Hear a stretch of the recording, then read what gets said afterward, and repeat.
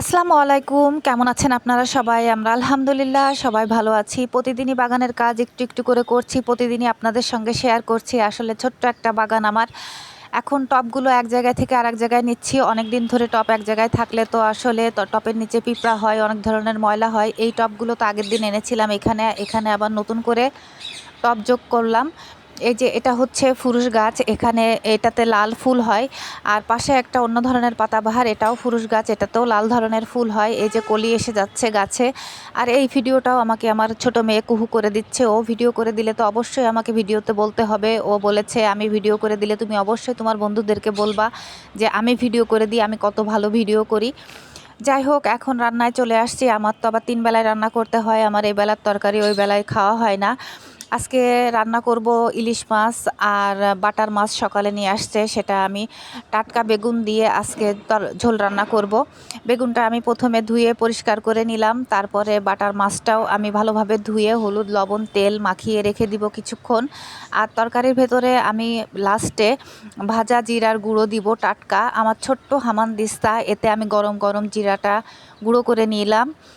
তারপরে মশলাটা ভালোভাবে কষে নিব। মশলা যত ভালোভাবে কষে নেওয়া হয় ততই তো ভালো তরকারির টেস্ট হয়। এখন মশলাটা ভালোভাবে কষে নিয়ে আমি এর ভেতরে বেগুনগুলো দিয়ে দিব। তারপরে আরেকটু ভালোভাবে কষে নিব। তরকারিটা আমার কষা হয়ে গেলে আমি এর ভেতরে ঝোলের পানিটা অ্যাড করে দিব। আরেকটা কথা আমি অনেক দিন ধরেই ভাবছিলাম আপনাদের সঙ্গে একটু শেয়ার করি। আসলে আপনারা কে কী মনে করবেন সেই জন্যই আমি বলছিলাম না। আমরা যারা ইউটিউবে ব্লগ ভিডিও করি তাদের সবারই উচিত সবার পাশে থাকা, সবাইকে সবাই সাহায্য করে ওয়াচ টাইমটা পূরণে সাহায্য করা। আমরা অনেকেই আছি সাপোর্ট করার পরে সাপোর্ট ব্যাক নিয়ে আবার উঠাই নিই। আসলে এটা করা যাবে না। এটা করলে আমরা কেউই কখনো আগাতে পারবো না। একা কখনো আগানো যায় না, সবাই মিলে একসঙ্গে এগিয়ে যেতে হবে। আমার পাশে আমার পাখি খুব ডিস্টার্ব করছে, বিরক্ত করছে। আমার পাশে বিল্ডিংয়ের কাজ চলছে। আমি আপনাদেরকে আগেও বলেছি যে আমার বাসাটা একদমই রাস্তার সাথে, এই জন্য ভয়েস দেওয়ার সময় অনেক সময় গাড়ি ঘোড়ার শব্দও শোনা যায়। আপনারা প্লিজ এগুলো আমাকে ক্ষমা দৃষ্টিতে দেখবেন।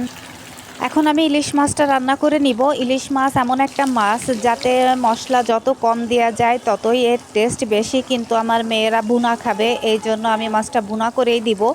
পেঁয়াজ মরিচ হলুদ লবণ ঝালের গুঁড়া সব কিছু দিয়ে আমি এর ভেতরে মাছটা দিয়ে দিব। তারপরে লবণটা হলুদ লবণটা যখন ভালোভাবে মাছটার ভেতরে ঢুকে যাবে আমি অল্প করে একটু বাটা মশলা দিব।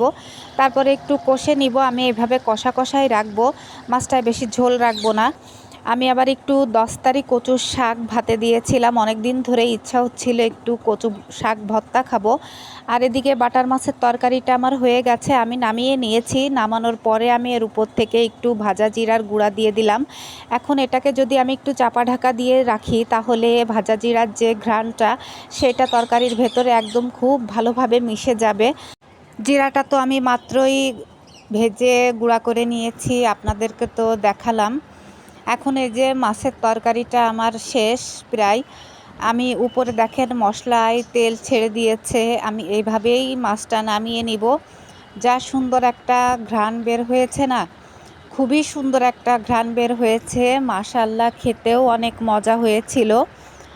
এই তো, এই আর কি। এখন রান্না বান্না শেষ, সবই টেবিলে রেখে দিয়েছি। আজকে আমি বেগুন দিয়ে বাটার মাছ রান্না করেছি, পটল ভাজি করেছি। পটল ভাজিটার আমি কোনো ভিডিও নেই নাই। আর এই যে ইলিশ মাছটা একদমই গরম গরম এখানে নামিয়ে রেখেছি। আর শাক ভর্তাটা আম্মা বলল যখন তোমরা খেতে বসবে তখন গরম গরম করে দিব। আমাদের কারেন্ট আসে নাই, কারেন্ট যা তো প্রত্যেক দিনের একটা রেগুলার হয়ে গেছে। এখন কারেন্ট তো আসলো না, খেতে বসে পড়লাম। আম্মা ভর্তাটা রেডি করে দিয়ে গেলেন। এই যে এখন মোবাইলের ফ্ল্যাশ লাইট জ্বালিয়ে আমরা খেতে বসে পড়েছি। সবাই ভালো থাকবেন, আমাদের জন্য দোয়া করবেন। আর আমার ব্লগ ভিডিওগুলো যদি আপনাদের ভালো লেগে থাকে অবশ্যই লাইক কমেন্ট সাবস্ক্রাইব করে আমার পাশে থাকবেন। আসেন আমরা সবাই মিলে একে অপরকে সহায়তা করে এগিয়ে যাই। সবাই ভালো থাকবেন, আমাদের জন্য দোয়া করবেন। আল্লাহ হাফেজ।